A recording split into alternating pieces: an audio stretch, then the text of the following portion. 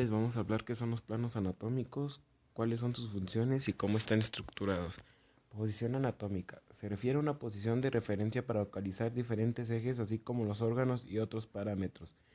Posición del cuerpo humano. Erguido con las palmas de las manos vueltas hacia adelante, se emplea como posición de referencia para describir el sitio o la dirección de diversas estructuras o partes, según se ha establecido en la nomenclatura anatómica oficial. La función de los planos anatómicos es servir como referencia espacial para facilitar la descripción y la ubicación de los órganos y estructuras corporales. Los planos anatómicos principalmente utilizados para las descripciones anatómicas son tres: sagital o lateral, coronal o frontal y horizontal, transversal o axial. Sin embargo, hay bibliografías que admiten un cuarto plano, oblicuo. Bueno, aquí en las imágenes de arriba se muestra cuáles son los principales planos anatómicos utilizados. Ejes anatómicos. En este contexto anatómico de descripción, el concepto de eje se refiere al punto donde se realiza un corte imaginario para establecer la posición y situación de estructuras corporales. Tiene como función distinguir la distancia o situación de algún órgano o estructura.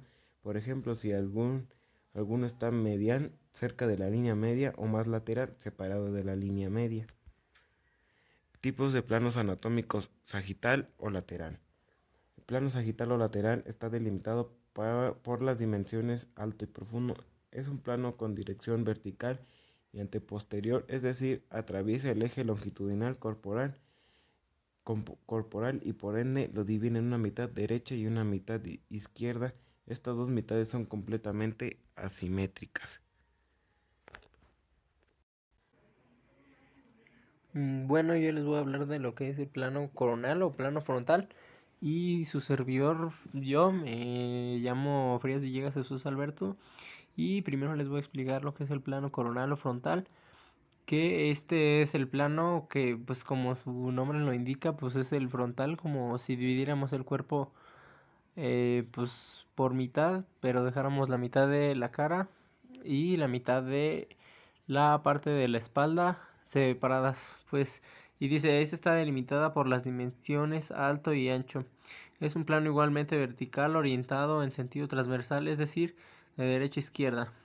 Y como ya les había dicho, entonces divide el cuerpo humano en una mitad anterior y también una mitad posterior. Y seguimos. Y ahora les voy a explicar sobre el posicionamiento frontal, que sería, como ya habían visto en la imagen, como si partiéramos el cuerpo desde la mitad del humero o de la mano o del brazo, por así decirlo, exactamente a la mitad, como si volteáramos, como si en vez de cortar un queso así como te lo dan en la tienda, lo voltearas a la mitad en forma de como si lo fueras a rodar y de esa manera lo partieras. Ese es un ejemplo mucho más práctico de lo que sería el posicionamiento frontal y de cómo sería que podríamos ver los órganos si es que habláramos de este posicionamiento en el cuerpo. Y ahora vamos con la siguiente diapositiva. Y ahora les voy a hablar del plano horizontal o del plano transversal, que este es el que divide el cuerpo a grosso modo, podríamos decir que es el que divide el cuerpo en una parte superior y una parte inferior.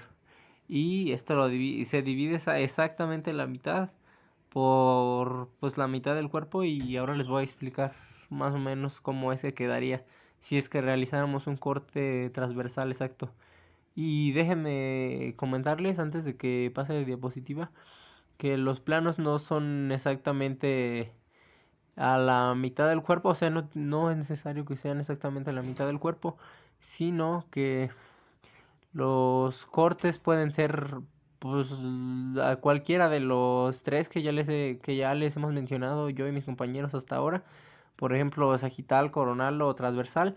Puede ser para sagital, para coronal o para transversal.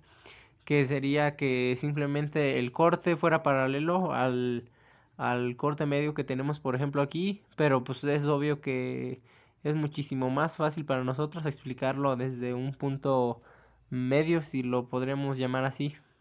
Y ahora sí pasamos de diapositiva. En este posicionamiento transversal hablaríamos de que se cortaría más o menos por la mitad del cuerpo, que sería, por ejemplo, en la región, ¿cómo se llama? Ay, en la región más o menos del bajo vientre hipogastrio. Y este iría, por ejemplo, en la parte superior tendríamos obviamente pues la cabeza, la región frontal, la cara, el tórax, el pecho, los brazos. Bueno, la mayor parte de los brazos, si es que nos referimos a exactamente la mitad. Y pues la cavidad abdominal y pues todos los que conocemos que vienen de la parte del bajo vientre hacia arriba. Y pues por abajo obviamente tendríamos las piedras, las rodillas, los tobillos, ¿cómo se llama? Las espinillas, el dorso del pie o empeine y obviamente el aparato reproductor masculino o femenino, cual sea el caso. Y ahora pasamos al siguiente. Les voy a poner como ejemplo muy breve del, de los planos anatómicos, el cerebro, hablando de los planos anatómicos dentro de un órgano en sí. Y podríamos hablar de un plano medio sagital, que como ya hemos visto es el plano que va desde la mitad exactamente de la cabeza hasta el punto en el que se juntan los pies talón con talón. Si consideramos que estamos parados hacia adelante y con las manos así extendidas. Y pues ahí podemos ver el corte medio sagital, que sería, como ya les había platicado, pues simplemente cortar el cerebro a la mitad desde la parte de la cabeza hacia el punto donde se juntan los pies. Y también tenemos, por ejemplo, el plano frontal, que es como ya les había dicho, que es como si volteáramos un queso para rodarlo y así lo partiéramos exactamente por mitad o en un plano que fuera paralelo a la mitad de este. Y también sería, por ejemplo, el plano transversal, que sería, por ejemplo, si dividiéramos el cerebro en una vista que fuera inferior y superior, o sea, la parte de arriba y la parte de abajo, así coloquialmente dicho. Y se me hizo muy importante mencionarles, aparte de los planos anatómicos, los ejes anatómicos, porque son muy parecidos, pero no son exactamente lo mismo y son información que complementa lo que ya les he estado diciendo. Y en los ejes anatómicos tenemos al eje sagital, que están, ¿cómo se llama? Todos exactamente igual que los planos anatómicos, por así decirlo. De hecho, conservan los mismos nombres, que sería sagital, transverso y longitudinal, o este que podría ser, por ejemplo, coronal o frontal. Y pues ya ahí está la diapositiva, porque se me hizo muy interesante esta información y creo que muy nutritiva para la presentación, pero será algo en lo que no entraremos en detalles, pero me gustaría que lo leyeran con atención. Y aquí es donde podemos ahora sí ver en conjunto toda la información que les hemos expuesto en esta presentación, yo y mi compañero.